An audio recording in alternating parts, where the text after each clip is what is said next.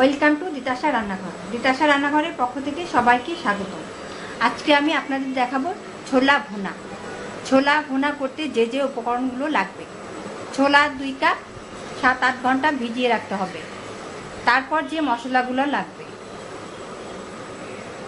আদা আধা চা চামচ, রসুন বাটা আধা চা চামচ, হলুদ গুঁড়া 1 চিমটি পরিমাণ, মরিচ গুঁড়া আধা চা চামচ, জিরা গুঁড়া আধা চা চামচ, সয়াবিন তেল 4 টেবিল চামচ, কাঁচামরিচ ফালি 6-7 টুকরা, লবণ স্বাদ মতো, টমেটো কুচি, ধনে পাতা, এলাচ 2 টুকরা, দারচিনি 2 টুকরা, তেজপাতা 2 টুকরা। ছোলা পর্যাপ্ত পানিতে সিদ্ধ করতে হবে। চুলা অন করে দিব।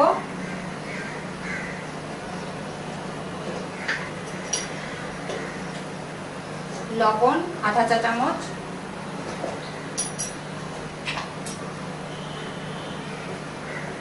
হলুদ গুঁড়া 1 চিমটি পরিমাণ দিয়ে সিদ্ধ করতে হবে। আধা ঘন্টা সিদ্ধ করতে হবে।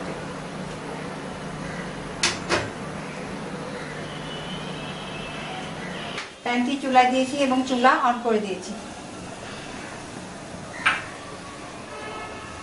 প্যান গরম হয়ে গেছে, তেল ঢেলে দিচ্ছি।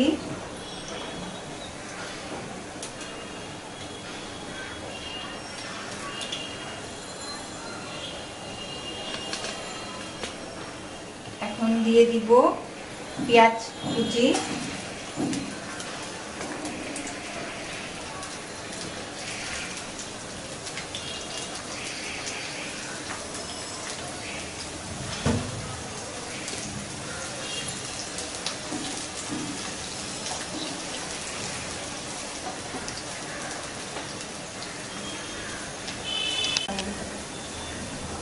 একে একে দিয়েছি তেজপাতা, দারচিনি, এলাচ,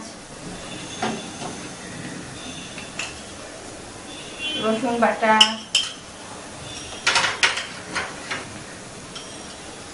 আদা বাটা, মরিচ গুঁড়া, হলুদ গুঁড়া, জিরা গুঁড়া দিয়ে ভালো করে মশলাটা কষাতে হবে।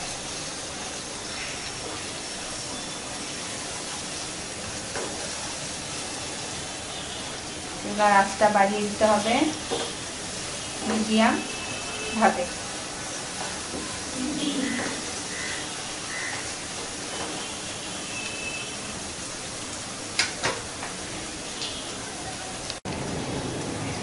মশলা কষানো হচ্ছে, পেঁয়াজের সঙ্গে মশলা কষানো হয়ে গেছে।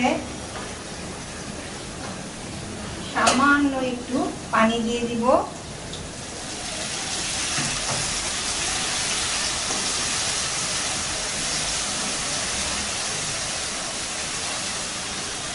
এখন ছোলা ঢেলে দিব।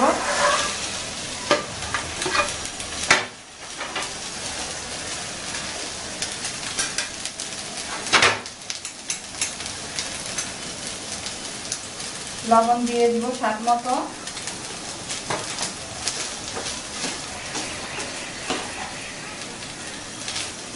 ভালো করে উল্টে মুখে কষাতে হবে।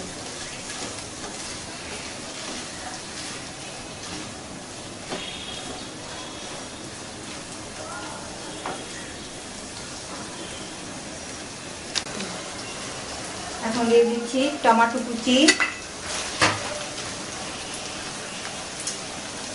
কাঁচামরিচ 5-6 টুকরা, ধনে পাতা কুচি,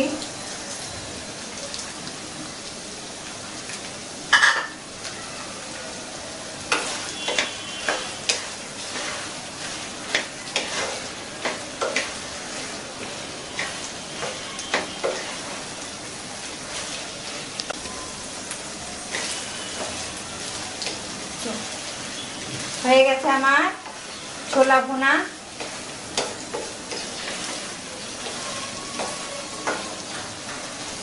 চুলাটা অফ করে দিব।